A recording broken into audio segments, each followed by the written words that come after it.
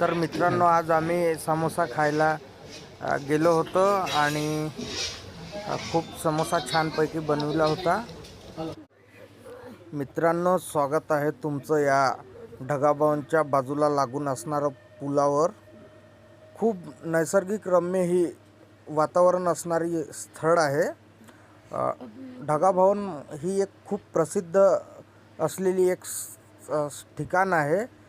भगवान भोलेनाथ यांचा इथे वास आहे आणि खूप अशी सुंदर अशी जागा आहे. तर तुम्ही कदाचित इकडे येऊ शकाल मित्रांनो. तर ही जागा वर्धा येथून 30 किलोमीटर अंतरावर असलेली ही जागा आहे आणि खूप सुंदर असं बघावं असं ही जागा आहे. तर तुम्ही पण बघू शकता व्हिडिओमध्ये. आम्ही वेळ नसल्यामुळे आपल्याला पूर्ण ही जागा दाखवू शकलो नाही. कदाचित तुम्ही इथे येऊ शकणार तर या आणि नक्की व्हिजिट करा. धन्यवाद.